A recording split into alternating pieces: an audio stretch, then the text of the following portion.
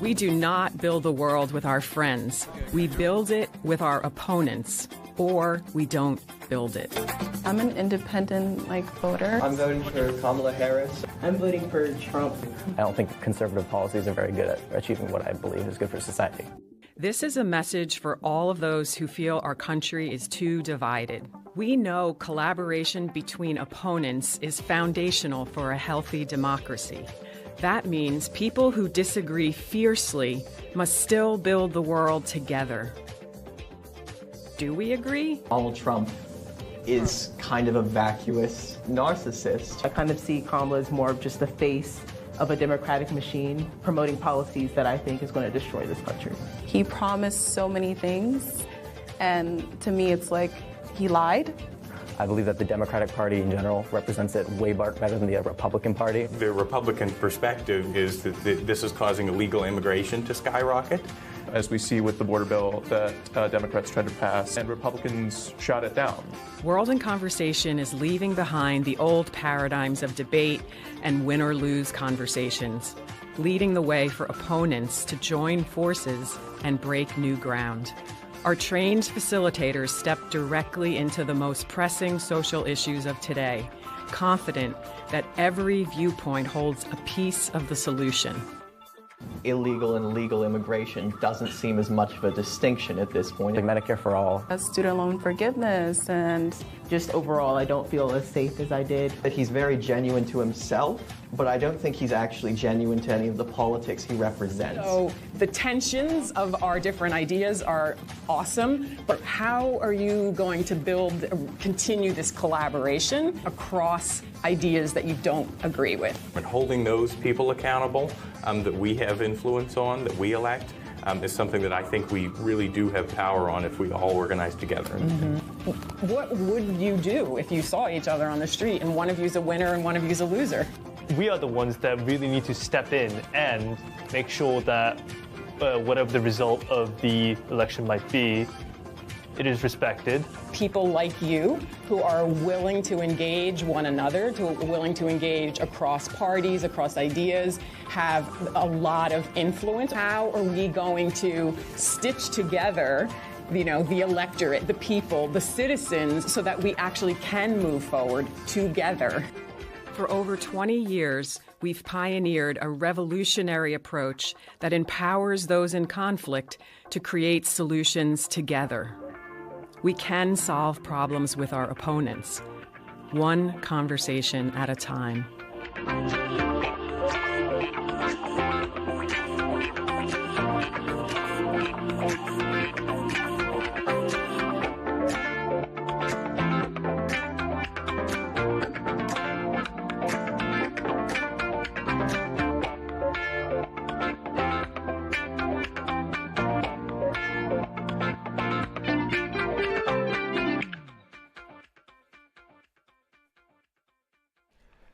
So today's class, this is the title.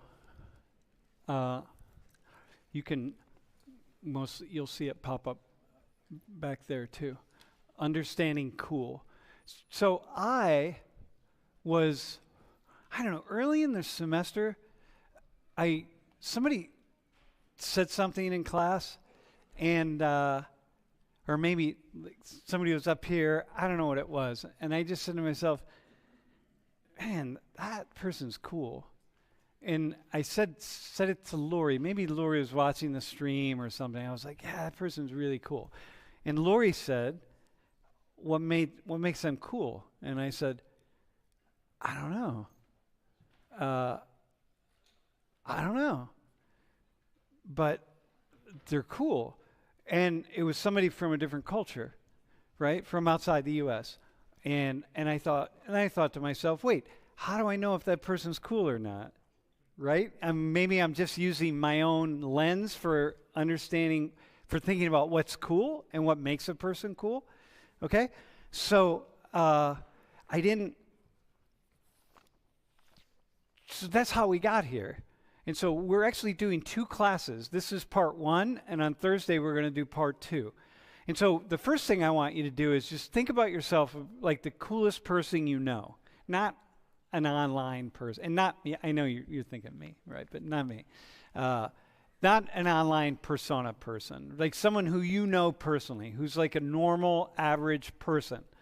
And you think about who the coolest person you know is, and what makes them cool. Like what do you know? Like what could you say? How could you say it?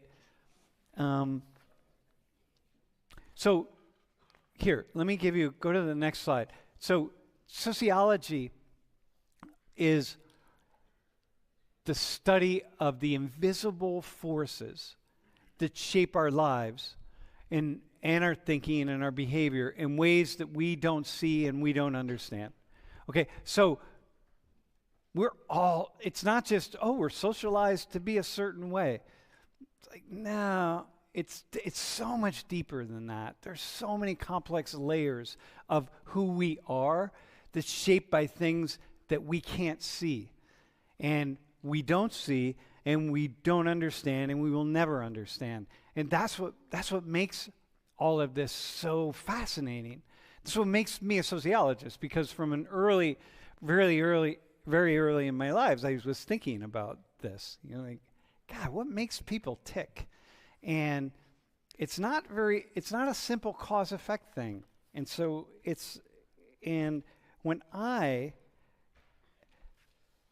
think about coolness, I think about coolness is shaped by these invisible forces that we don't really see. And then that gives rise to a lot of questions, right? Like, well, if it's invisible forces, how do we know what's cool and isn't cool? How do we know if I'm cool or I'm not cool or somebody else is? And how do you be cool or not be cool? And what is cool? Like, what is it anyway? You know what I mean? And is it different? Here, so go to the next slide. So like, can we generate even a sociological definition of coolness? Like, and it's like, could we even come up with that? Like, what's that mean? Like one that transcends cultures and just transcends, that connects people all over the world, or is it really culturally specific? I mean, there's so many pieces, right? To what degree is it? And then go to this next slide. So when you think about the one thing that I want you to, and I want the two of you to think about a lot, but everyone, and I'm going to introduce you in a second, or you're going to introduce yourselves. So as you're sitting in class, I want you to think about this. You have the individual and you have the culture. And coolness exists, whatever coolness is, okay? It exists at the intersection of those two things, of the individuals in that person's life and the culture.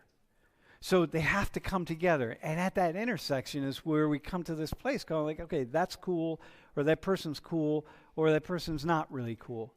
Okay? So the two things, culture, individual. So hold that in your minds as we're talking. And we're gonna do something a little different today. We have 3 different segments.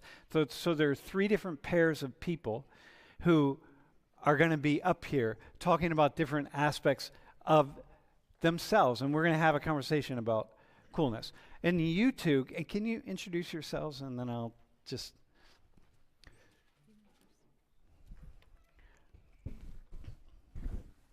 Hi everyone, my name is Radhika. I'm a 4th year computer science major. Mm-hmm. Hi, I'm Peter. I'm also a 4th year computer science major. And the reason I wanted the two of you here is because, like, I can't think. I want to get to the end of the class, and I want to see what we've come up with. Like, have we arrived somewhere? Did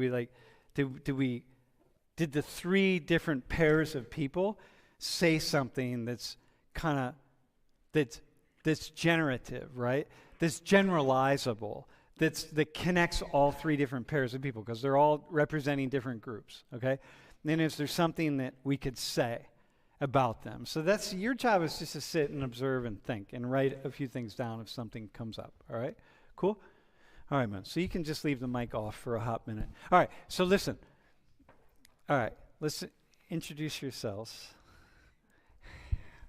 Hi, I'm Alicia. I'm an exchange student from Indonesia, and I'm a fourth year majoring in philosophy. What are you majoring in? Philosophy. Philosophy? Ah, so back home you're a philosophy home, major. yeah. What university do you go to? I'm from University of Indonesia. Of Indonesia. Yeah. Is it a big university? In Jakarta, I assume? It's near Jakarta. It's not in Jakarta, but yeah, it is in the city. Uh-huh. Okay. All right, philosophy student. Awesome. Hi everyone, my name is Yasmin. I'm also an exchange student from Indonesia. I'm a third year and I'm studying communications. Okay, awesome. Man. So I thought, hey, it would be really, first off, I thought it's interesting to have the two of you here because, can you go to the next slide? Because Indonesia is the fourth largest nation in the world. Which is, do you talk about that in Indonesia? Hey, we're the fourth largest nation in the world. Yeah, we do. That's a big deal. Yeah. Right? And, and also the nation with the largest population of Muslims by far, which is like, I don't remember, maybe 200 million or something like that. Are you both Muslim? I'm a Christian. You're I was raised Christian. Yeah? A bunch of my family are Muslims, yeah. Uh-huh. But you don't identify as Muslim. Yeah. All right. Okay. And 700 languages, which is like, so what other, do you speak Javanese or what do you speak? I'm Javanese and Sudanese as well, but I don't speak the language. Uh-huh. I understand Javanese a little bit. Like I can count from 1 to 10 in Javanese, but that's it. So what languages do you speak? Just English? English and Indonesian, yeah. And Indonesian. Okay, yeah, got you. I also speak English and Indonesian. My mom is Javanese, and I understand a little bit of Javanese because she does speak it. And my father is half Ambonese and Manadonese, and I don't understand his language because he's never really taught it and spoken it in front of me. Mm-hmm. Okay, so one of the things that I thought was really interesting that both of you said, this is perfect for today's class, is that you're both really not super connected to Indonesian culture. Yeah, can you say something? But hang on, we'll actually come back to that, right? I think it really. So here's my. How would an outsider be able to identify cool in Indonesian culture? Like who is and isn't cool in Indonesian culture? If I were to go there, how would I be able to identify? What would I see? And you can define cool any way you want. I don't know, but I guess this is just my assessment, but a lot of Indonesians are like obsessed with like K-pop stuff. So maybe if you're kind of dressed up like Korean style and stuff, maybe you're considered cool. Yeah, Korean cool. But maybe for those who are into the Western world more than if you dressed up more Westernized, then you are cool as well. Uh-huh. Okay, so Western orientation is seen as cool. K-pop is cool. What else? Elisa, right? Alicia. Alicia, all right. That's what I thought of as well.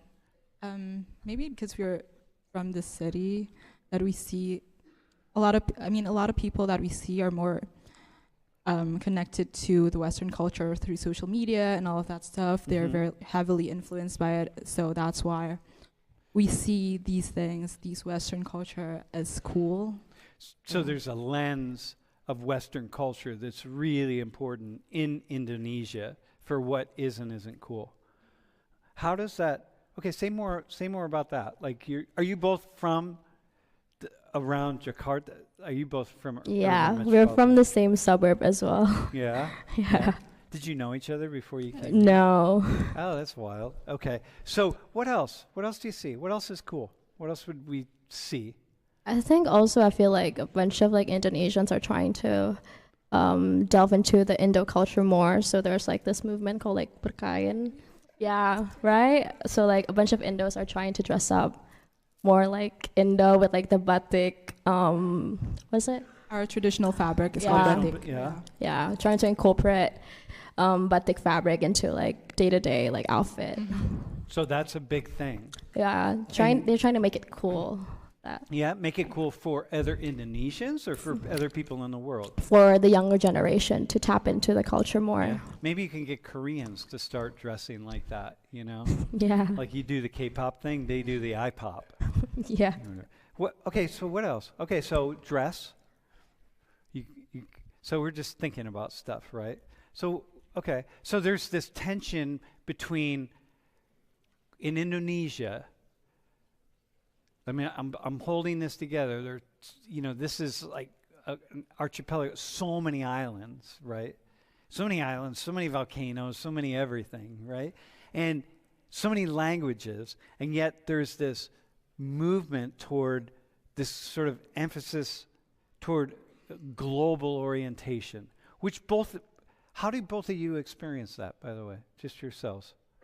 The global orientation. Because you both wrote that you're not fully connected to Indonesian culture, but when I wrote that I don't feel really connected to Indonesian culture, it's because I grew up mainly watching like Nickelodeon, Disney Channel, and all of that stuff, and I grew up with what we call Western culture. So that's what I consumed from it since I was young, and I feel more connected to these products of culture than the ones that are in Indonesia. Well, how did you make that decision, or who made that decision for you? Like, how were you watching Disney stuff as this little girl in Indonesia? You know what I mean? On the other side of the world, and you're watching Disney. How did it come to that? Like, what?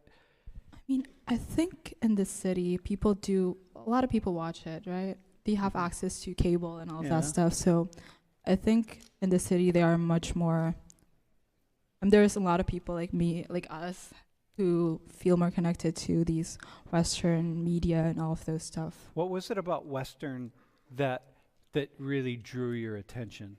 Well, I asked my parents this question, like, why was I raised with like American TV shows and all of this stuff and not the regular Indonesian TV shows? And they feel like the Indonesian TV shows are less educative than the ones from the Western TV shows. Yeah, and they're trying to teach me English through these. So they wanted you to learn English. Yeah. They wanted you to have more of a global mindset. Basically. Yasmin, how about you? Yeah, to tap into that, kind of piggyback what she said. My dad also has this set of rule where I cannot use like Indonesian subtitle, like Indonesian dubbing when I watch like Western movies or TV shows, because he wants me to be very fluent in English. And I also went to an international school growing up, so like even though like I live in Indo, like I spend from like 7:15 until like 4 p.m. at school with these kids. And international school, so it's like kind of like a different setting, a little bubble in Indo, kind of, I feel like. Okay, so here's a question then. So I'm looking at how the two of you are dressed, okay? Who in Indonesia, Yasmin, right? Who in Indonesia, would you be considered like, oh no, this is like a cool, for your age group, right? Is this the style? Maybe, but I feel like kids in Jakarta also dress up like this. Yeah, so I guess so. There's like this like kind of stereotype, you know, like the South Jakarta like girl stereotype, like the uniform was like they all wear like crop tops and jeans. So everyone kind of dresses like this in Jakarta too. So it is this universal style. So there's some kind of a universal cool that you're tapping into, that different people are tapping into all around the world. How about like so the crop top and jeans, are people mimicking Korean? Like K-pop stars and actors and stuff? I think that's more to Western. I think Korean, they're like, I don't know actually. I don't really like K-pop, so I don't really understand. But I do notice like if you like shop at like like Shopee, that's like Indonesia's like Amazon or something. No, it's not from Indonesia actually, but like, yeah, it's also like an e-commerce. It's an e-commerce. Yeah. It's always like Korean style blouse, Korean style skirt. It's always like that. Okay, so what is what is the impact of being? So who's not cool? Who would not be cool? Like if I were walking down the street and you were trying to show me like who is and isn't cool. That's my first question. And then I have a second question, but go ahead with that one first. Like what would make them not cool? Do you have an answer that you don't want to say, or do you not have an answer? It's kind of scary to say. I mean, I kind of have an idea in my head, but I don't know. Well, how about this? How about someone from a rural area in Indonesia who's not from the city? Is it possible for someone to be cool? Some of them are starting to kind of dress up the way the people from the big cities are too. But do you know, do you know, do they fit or not fit? Like, do you know when they fit or don't fit? When they do it right? Yeah. Yeah? Yeah. Sometimes you can tell. Yeah. Sometimes it's like, okay, that's not cool. Is it cool to try and fail? Is it cooler to try and fail, or is it cooler to not try at all? I think it's cooler to be yourself. You don't have to fit into the set of standard that society upholds. Okay, then for the two of you, like what would you say that this Western-oriented person that you are, which is partly what brings you here to Penn State, right? Like you're not, the person who's not, I mean, you have classmates who are not really oriented to the West in a way, so they're not here studying at a place like Penn State. Even maybe they have the money, but so what was my question? Shit, did I ask it? No. So you said, yeah, I know what it is. You said it's just be yourself. But like, what's yourself? Because you're these two young Indonesian girls. Not, I'm talking about going back in time. And you're like trying to find your way. But your way is to look into this global media conglomerate and find, like Disney and other people find K-pop stuff. And so like, how do you in what ways are you both yourselves as Indonesian women? By the way, I'm not trying to trick you or anything. I'm just really asking sociologically.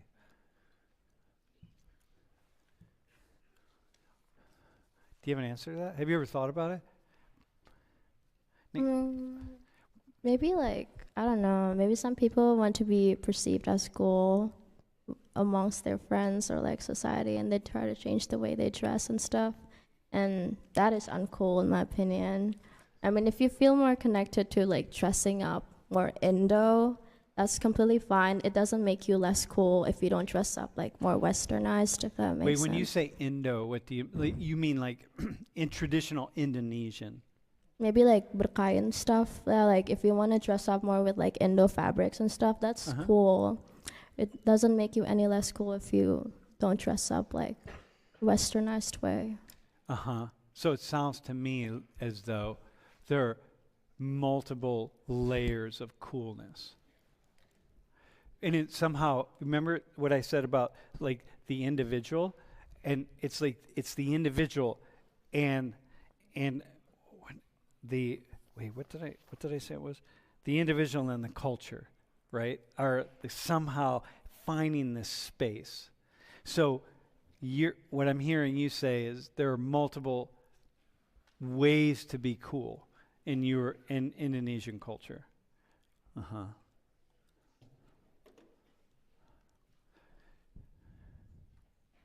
How often do people talk about it? Your age. How often are people talking about what is and isn't cool? Indonesian cool.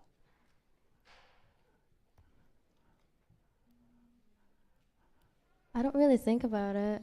So yeah. He's talking about trends, about what's trending and all of that stuff, but about cool, not really. Do you guys feel like you're part of a global culture?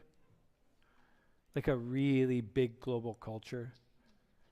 How so? Well, when you think about K-pop and you think about J-pop and C-pop and you think about it's everywhere really. It's this kind of youth culture that is just kind of connecting people all over the world and making, and there are very similar pieces to the culture. Wherever you go, you see it, right? And so there's a way in which, how do you be Indonesian and be cool in a uniquely Indonesian way, as opposed to just be Indonesian and be cool in a global culture way? Does that make sense? Like, because I could put two exchange students from Malaysia or Japan or China right here, and we could have the same conversation, but what makes you different as Indonesians? What like unique, cool piece do you have?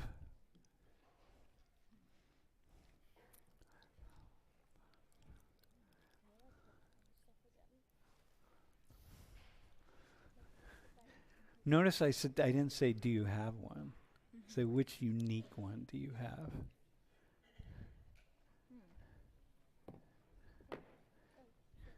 Go ahead, just like riff on it. Do you have something? No. Yeah? Okay, let me ask you. Do you feel, how Indonesian do you feel?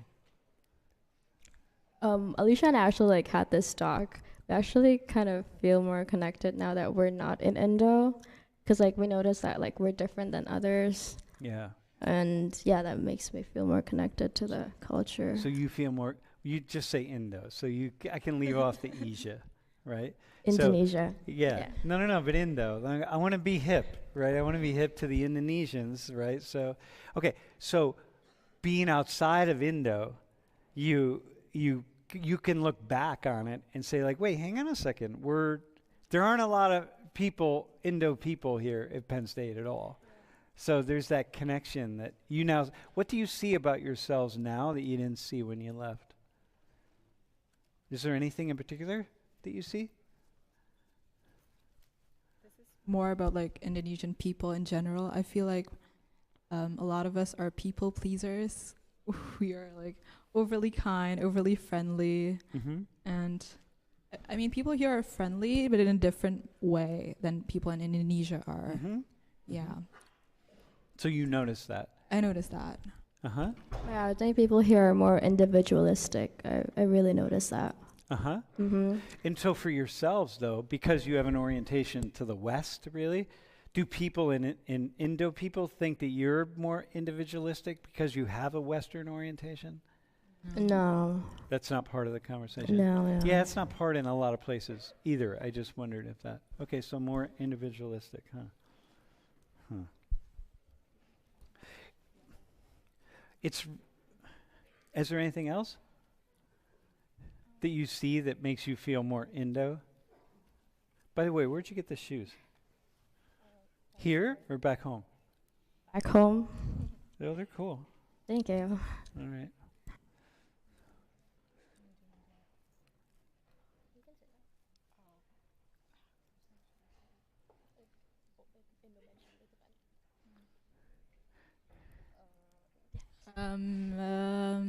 Okay.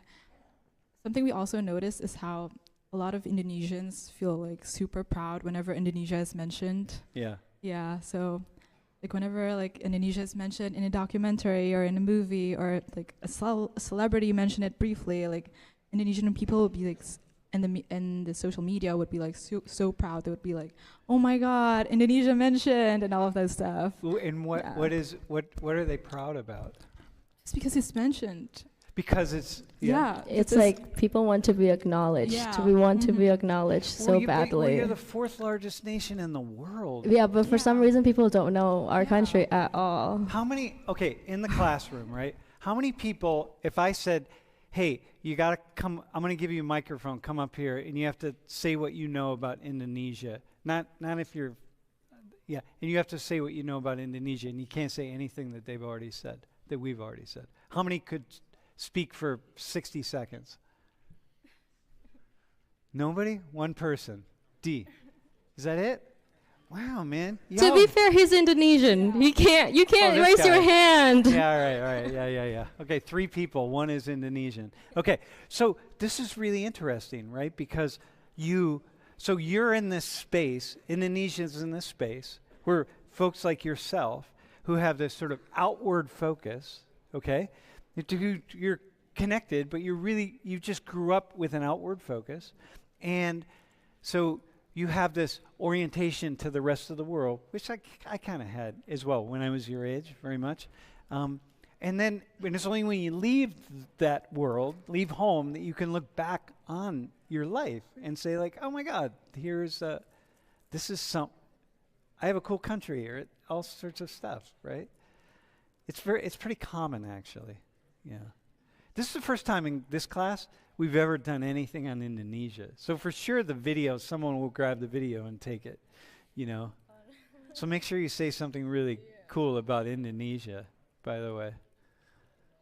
About how much you love the country. We love Indo food. It's great. The Indonesian food is awesome. The beaches are great. Yeah. I feel like every time I have to say that I'm from Indo, it's like, do you know Bali? And they're like, oh yeah, I know Bali. I feel like Bali is in Indonesia, actually. Yeah. Everybody who knows about Bali wants to go to Bali. Yeah. All right, man. Listen, I think that's it, really. It's just, so here's what I've learned. Ready? Wait, what have you gotten from this? Do you have anything in particular that stands out?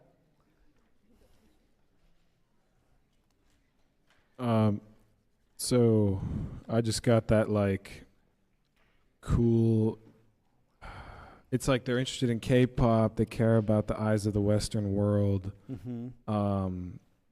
It's cooler to be yourself, and like, yeah. But there's this orientation toward, there's like always looking out, we're always looking outside of our culture, right? Every culture, it doesn't really matter. We're looking outside the culture. Yeah. And things like what's cool, what isn't, because other people in Indo are not thinking Disney is cool. They're thinking other things are cool. But, Radhika, anything from you? I thought it was really interesting how it mirrored, like, with the individual and the culture of, like, looking outside. So, like, you mentioned how you grew up with watching, like, Nickelodeon shows and Disney shows, which are outside of, like, your own culture, and then how that kind of transformed into just, like, what is considered cool in Indonesia being something that is, like, looked outside. So, like, Western culture is considered cool, and that's something that reflects as you as an individual.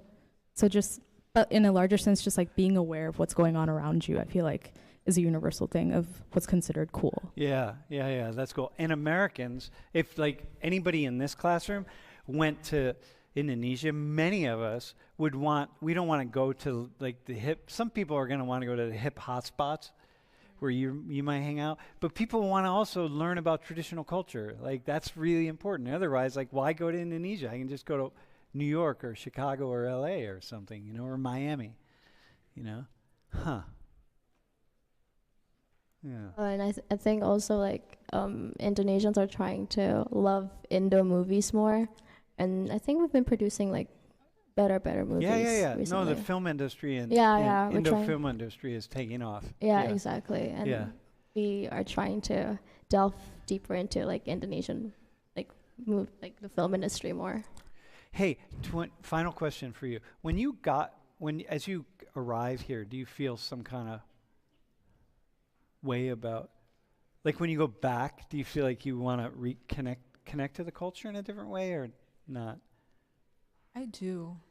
I feel like to better understand myself, I need to understand, like, my cultural roots, especially from my parents' side. Yeah. I feel like I haven't gotten the chance to do so. And when I'm back, I definitely will try to do it. Oh, yeah, very cool. Yeah? Same? Yeah, it's cool. It's interesting. Like, you really learn about yourself when you leave your culture, right? Or you learn about yourself by hearing other people talk about your culture, right? I've learned what it means to be an American, not by being here and not by talking to Americans, but by going other places and having people tell me what it means to be an American. Yeah. Huh. Okay. Awesome. All right, Mom. Thanks. All right. Cool.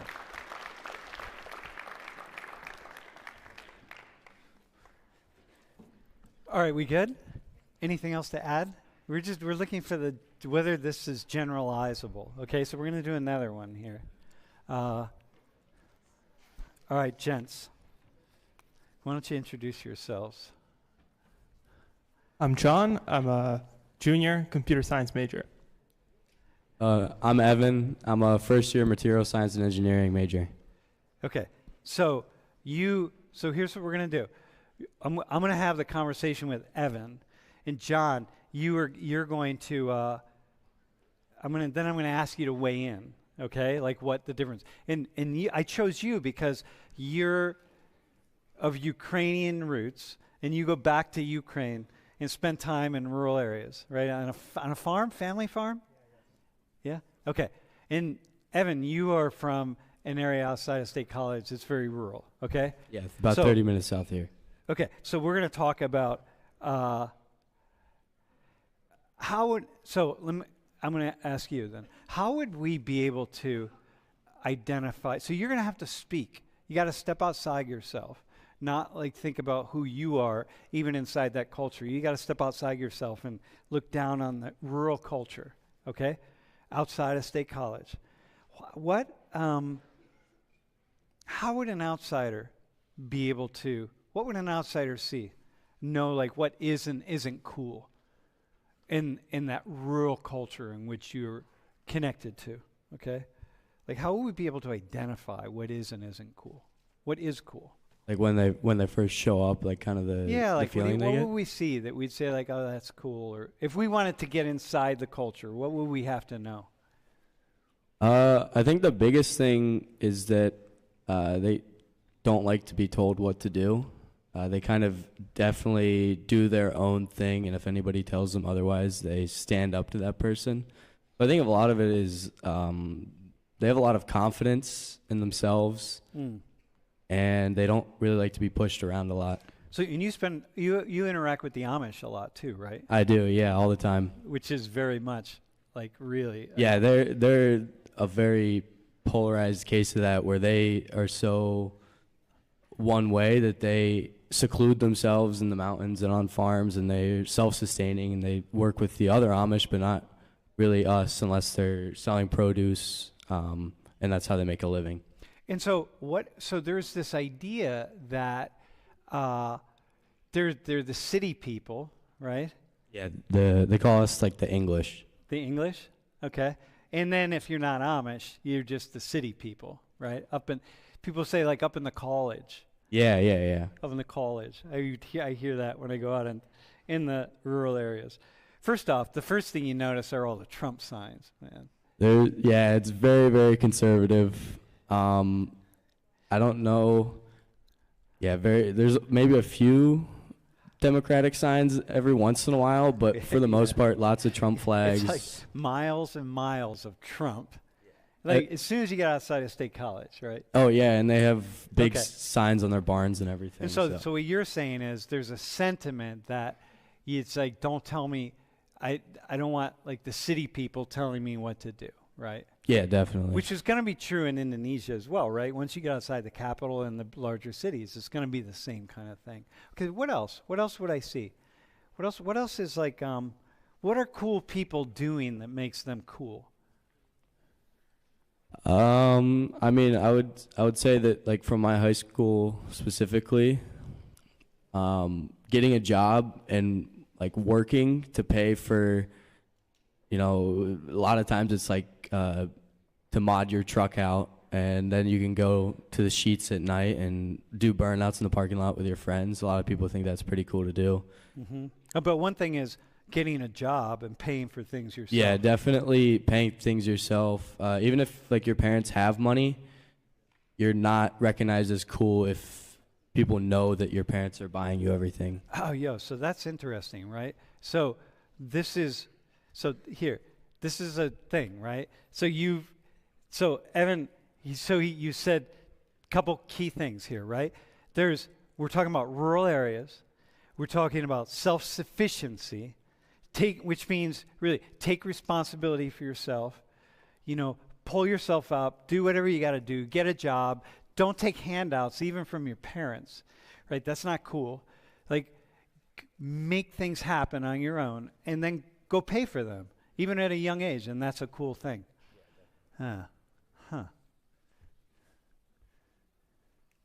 Yo, man, so what else? What else? What else is cool? I mean, like, I think it kind of all relates back to that pulling yourself up. Just the handout thing is big. So no wonder, like, there's this idea that people in the cities tend to support Democrats, and they tended to support Harris, right? And people in more rural areas tend to support Trump. And people have this idea that Republicans are all about individuals pulling themselves up, like taking responsibility, right? Don't rely on the government. We need a really small government. Don't rely on it. Just do whatever you got to do. And here you've got this. You go out into these rural areas, and you got all these people who are living in rural areas, demanding self-sufficiency from themselves, and really being very critical of anybody who wants to take anything, expect other people to help them and take care of them. Yeah, definitely. Why do you think, but yet in the cities, in the urban areas, metropolitan areas, we look down on the folks that you're talking about, right? I think a lot of times it's viewed as that they have less intelligence, or just it's viewed like they don't want to help people, but I think their ideals are closer to that they just want people to figure out for themselves how to be self-sufficient. And I think a lot of the rural areas, they have the ability to do that because they can have farms and stuff. They can grow food and interact with their neighbors. Dude, they know how to do stuff, right? If your septic tank backs up, or your toilet backs up, you know what to do about it. If you're from the suburbs of State College, you wouldn't. All you do is get on the phone and call a plumber or someone. Yeah, it's like when you live in those areas, you definitely know somebody that can do something like that, and there's like the self-sufficiency thing where you have your own job, but you can expect that, like, you can ask for help, and then it's expected that you give that back. So if one person knows how to do something, they can help other people, and then that person will in return help them. That's so wild, man. Okay, are you John, hang on one second. Are you guys getting you seeing, like, so cool isn't it goes beyond how you dress, and it's like there's something else in there. Yeah, it's more of like an ideal, like a confidence in yourself. Yeah. That you're going to be able to do it. No wonder so many people then love Trump. Because all right, so he got help from his dad. I don't know how they managed that, but, Trump still has done a ton of things, John, how about, so go to the rural part of Ukraine where what do you see there? Well, I mean, having lived the luxury of American life, I mean, frankly, I think there isn't really much that is cool in, rural Ukraine. I mean, I think in Ukraine, or in the Slavic world generally, I think a lot of what counts as cool is being sort of Western. So, being into sort of American things like, cars. My cousins are very into cars. So it's similar to here. Yeah, I think there's a sort of American sort of bend to what counts as cool. But I think in the rural areas, I mean, especially where sort of my family comes from, it's very, very remote. I mean, I think I'd say one thing that's more important that you didn't mention was religion. Religion, very important. My family, both sides of my family, very Christian, and people go to church every week, and it's rather important. Yeah, Ukrainian Orthodox Church. Yes. But okay, but listen, part of the reason transportation is really big because you have to get somewhere. It's not like you gotta have some transportation, some wheels to get 5 or 10 or 20 or 30 kilometers. Anytime you go anywhere, you have to. So that becomes a really big thing. How about the self-sufficiency piece? I'm not really. I don't know. I feel like it's kind of important because you have to do what you have to do. Sort of in rural Ukraine, a lot of people sort of like their day, like what they do to make a living is like they sell like fruit or something. Like they pick food and they sell it. So that's sort of part of their farming thing. It's just not, but it's not even a given because you're gonna have to make things work on your own. What do people do day to day that separates the cool people from the less cool people? Do you know, or is that a thing, or is it not a thing? I feel like everyone lives. Based on my sort of limited experience, people live a pretty uniform lifestyle. So I think people just sort of like you wake up in the morning, you like go out to the farm, you like dig up potatoes one day. Yeah. Or you send the cows to the place where the outer pasture. Mm-hmm. So I feel like in terms of what people do, I don't really know. Yeah, that's it's interesting. I think people don't realize here, like how poor Ukraine is. Oh, it's in very the rural poor. Part. Yeah.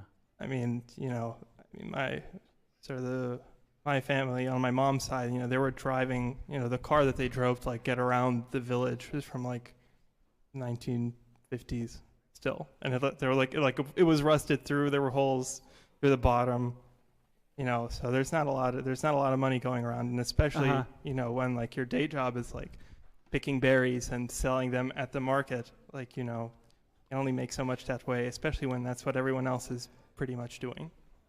So now I want to go. Okay, this is big, right? So this is like there could be like layers of stratification, but it really matters the level of connectivity that people have. Is there anything else that for you that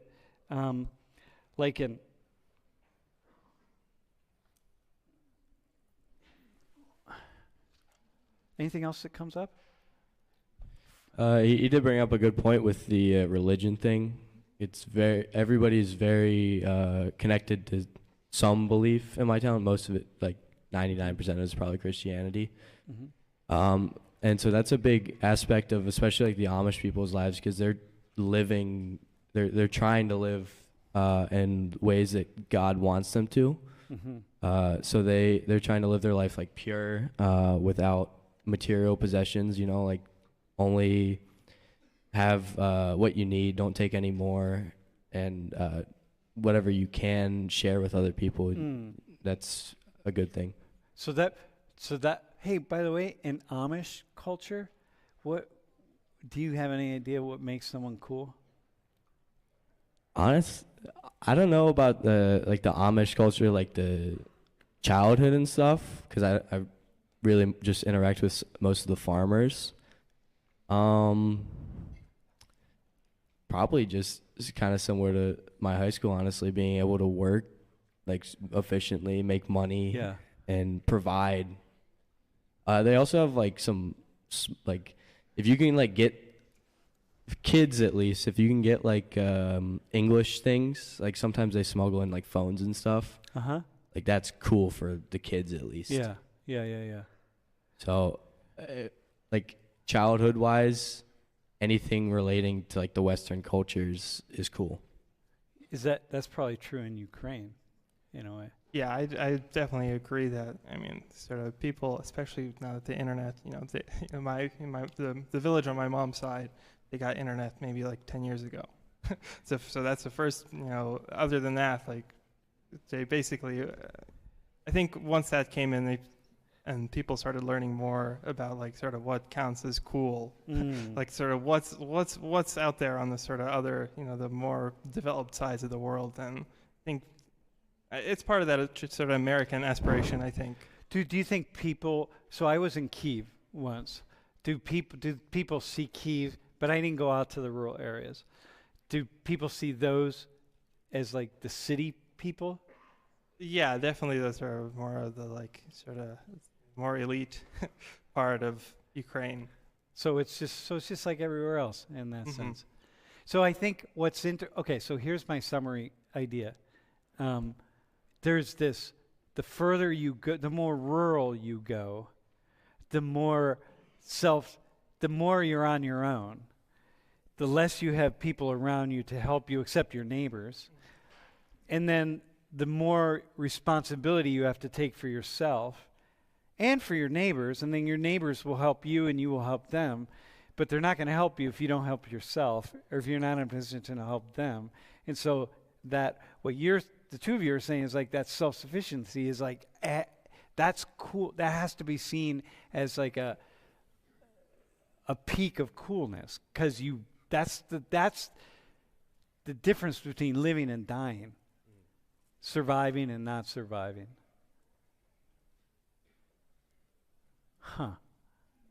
Which changes the game, right? It's not about, it's so not, like what you two were saying about Indonesia, it's just it's a game changer, like really. And then ironically, people looking down on folks. Do you guys have anything that jumped out? I think a common thread that stuck out to me was, like a common sentiment was just knowing who you are and sticking to your values is something that is universally seen as cool, or something that I've sensed so far. So that actually goes back to to Indonesia, right? The Indo example. Yeah. Yeah. Being who you are. But then also, like it was echoed in this conversation as well, where like the Amish people like stick to what they do, and then even like in the more rural areas, like helping yourself, being self-sufficient, sticking to your values. Yeah, sticking to your own values. Yeah, totally. Do you have anything that jumped out? I just said like that in the idea of like rural versus urban, that if you're living more rurally, that people just kind of do stuff like they live more uniformly, and so there's kind of less opportunity for comparison. Whereas in the city, there's so many different people that you can compare and be like, that guy's cool, that guy's not cool. Yeah. Well, if everyone's just like a farmer, it's like, all right, there's only so much you can do to like be cool. You know what I mean? Yeah. So.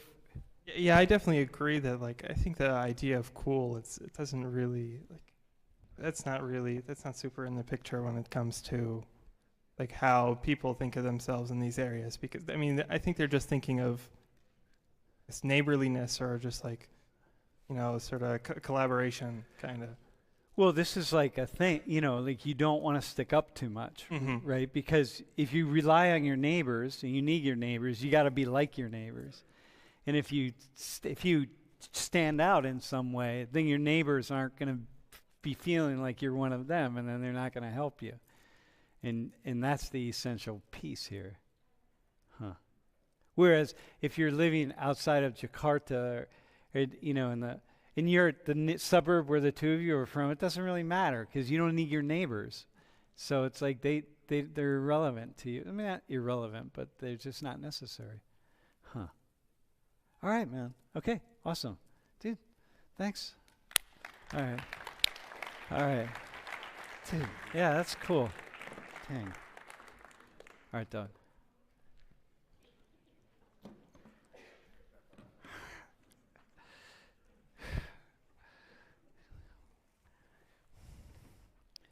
All right, you ready? Here's the last two. We could pick any culture at all. It doesn't really matter. Like I was deciding I was going to do gun culture, and then I saw Evans. I saw John and Evans volunteer for him, so we did that. Hey, introduce yourselves, and then I'll. Hello, my name is Nick. I'm a first-year finance student. First-year finance student. All right. I'm May. I'm a first-year advertising student. All right. Hey, and so the reason the two of you are here is because you're both bi or multiracial, okay? And I thought, hey, you can, Izzy, you can blacken the screen, by the way. Blacken the screen. Yeah, we don't need that. And I'm really curious about what, there's a bi or multiracial culture, okay?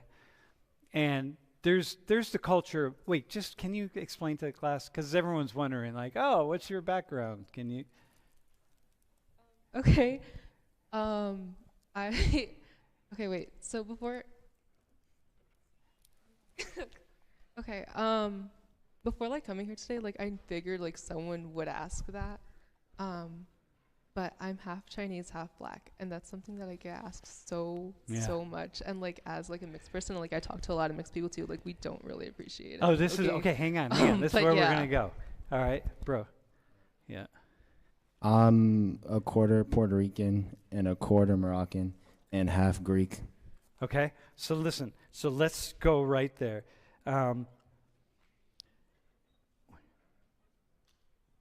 When you see somebody, when the two of you see someone who's mixed, right? And you just mix, you just have this idea, just go, just let your mind go. And you're like, that person's cool. Is there something, does it resonate with you? Is there anything you see? Could you answer that? Do you have anything? Or who you think might be mixed? And dude, by the way, the two of you represent the largest racial ethnic ancestry group in the United States. The fastest growing, not the largest, the fastest growing. This is the future. This is the future of the world, man. I mean, you know. Is there anything that you see, by the way? Like, what are you like? What are the qualities of a person who's mixed, who's cool? What are the qualities? I just think it's like just being yourself, and if that's cool, then it's cool. Like, you don't got to try too hard. Like, if you're trying to be someone who you're not, then like everyone can tell. So you should definitely not do that. Okay, so when you say just be yourself.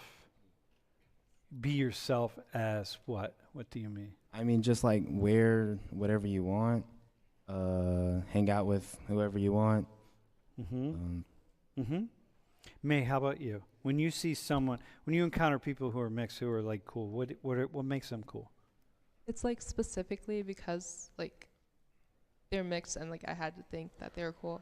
I'm like in your situation. Yeah, just focus on that. Yeah, then yeah. I guess like being in touch with like your culture or like as much as you could. But yeah. Culture and, like, or cultures or? Yeah, both. Like as much as you could, not like giving into like American and like whitewashing. Or giving into one or the other. How about giving into one or the other? Like versus. As long as you're like in touch with at least one, like that's pretty good. With just one? I feel like I end up trying to like fit into one and find one that I probably resonate with the most, which never really ends up happening. So, yeah. So cool. Is there anything like, what's unique about being like coolness? And I'm just trying, we're just exploring stuff here, right? This is like, it's a conversation I've never had before. It's a conversation I've never thought about before.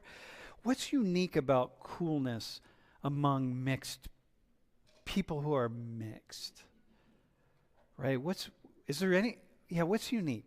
I'm not going to ask, is there anything? Like, what's unique? Like, what's like? I feel like being mixed, like there's so many different races that like being mixed is like a category and like we don't really like there's no like real like not community, but yeah. I don't think there's like a standard for like what's cool within being mixed.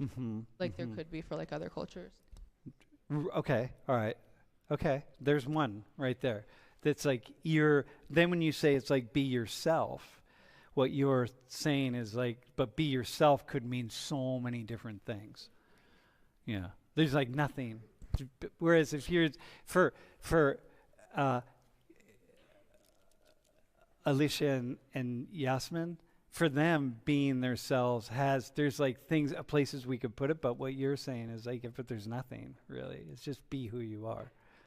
Like, because it could mean something different for everybody. How about you, Nick? So the question is like, when you see, for people who are mixed, like what, and who are cool, what makes them cool? Like what is like is there something uniquely?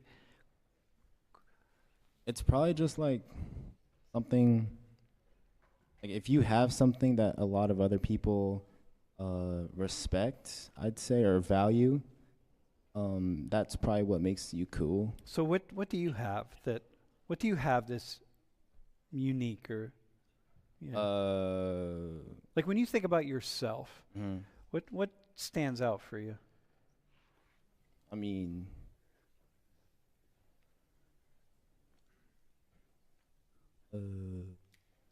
I like a lot of different sports. Okay, so nothing like related to your. Okay, wait, hang on. Let me ask this in a different way. How often do you think about the fact that you have these different ancestries from around the world that have come to make you who you are?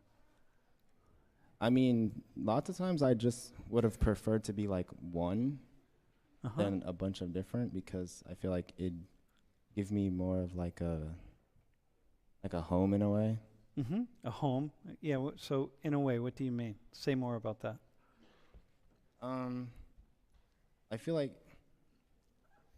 a lot of people that are more similar to you, like if you go to Penn State, you say, oh, I went to Penn State, and like there's a lot of people who went to Penn State, so they like, I don't know, there's like a word.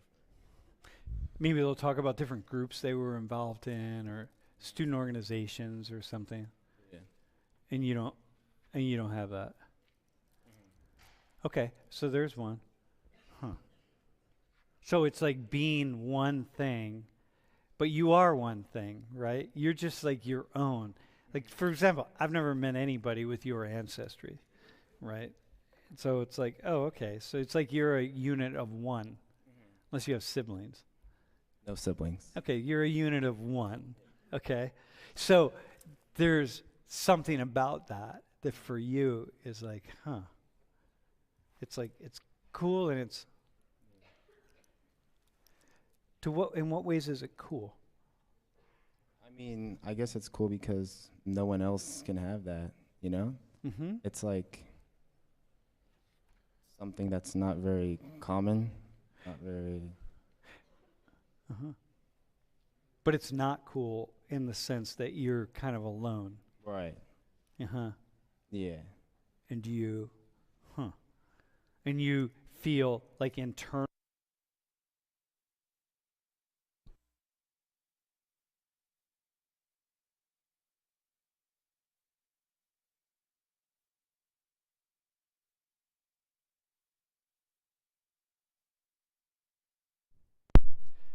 And so internally, there's a part of you that is like is finding that balance. Yeah, I guess it's like a sense of belonging in a way, where if you see other people who look like you and act like you, you feel like more valued in a way. May, how about, do you resonate with that at all or not? Yeah, a lot of what he said. How do you resonate with that? I guess like your first question was like, how often do you think about being mixed, right? Or like something like that. I feel like I don't really think about it that often. Like that's just a thing. Like how often do you think about being white? Yeah, well, me every day because of the work I do. Okay. But that's only because of the work. But you only because people every time people ask like you, literally every time someone which asks is me, I'm every like, day. Oh, okay. Yeah. Pretty much. Every day do people ask, basically? Not here as much, but like in the city, people did a lot, especially in like middle school. But now, not really, I guess. Okay, but when people, okay, so how often do you think about it? You don't really think about it. What is like?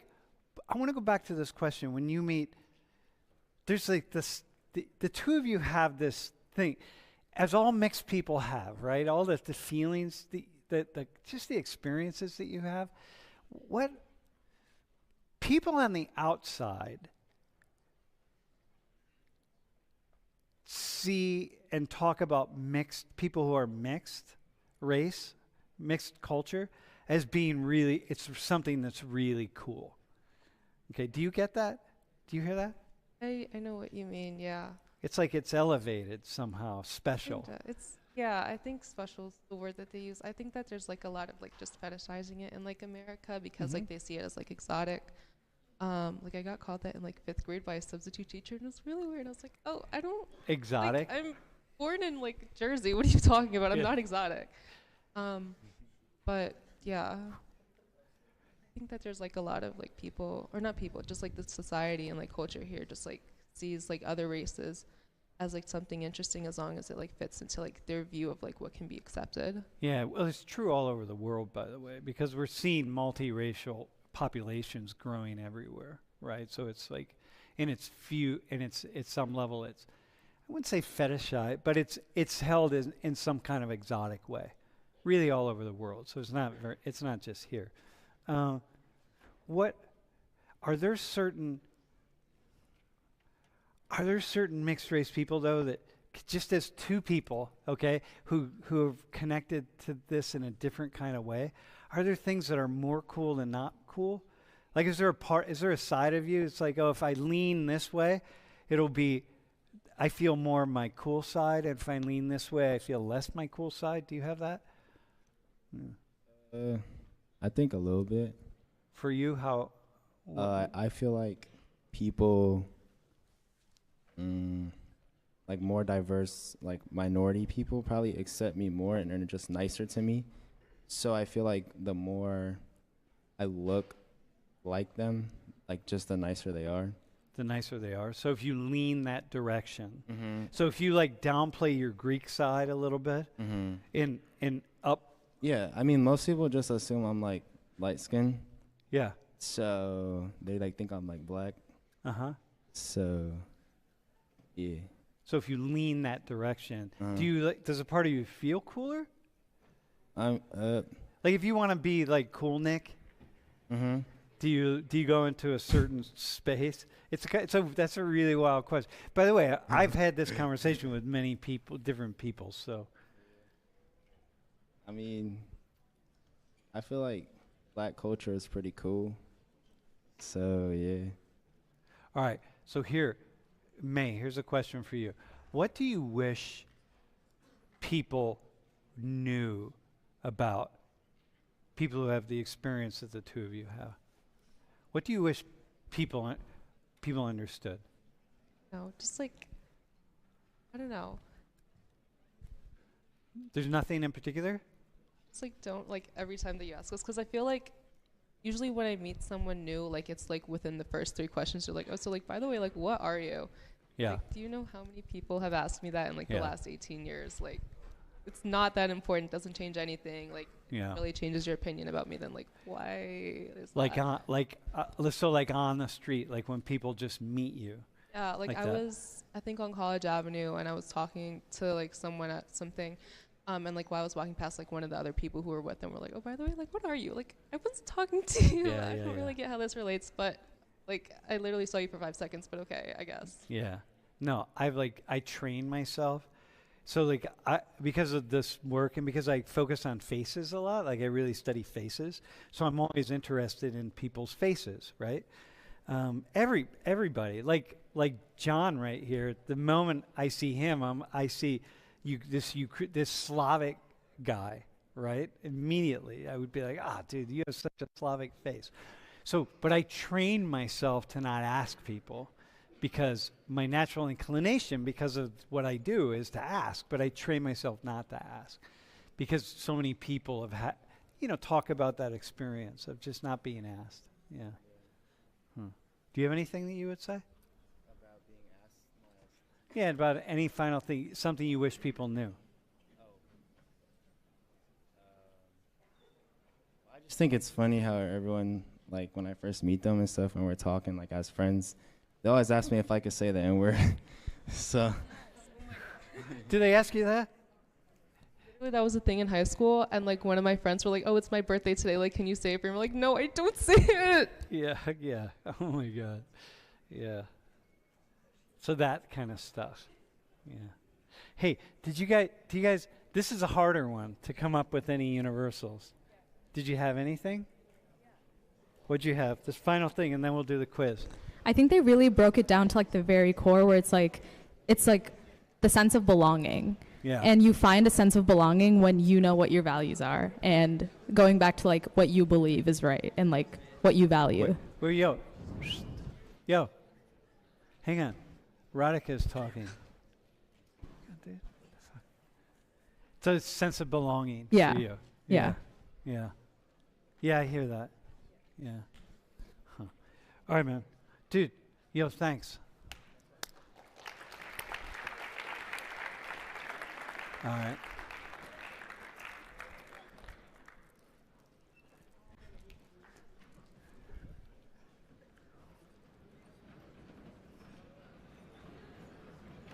All right, I'll see you on Thursday.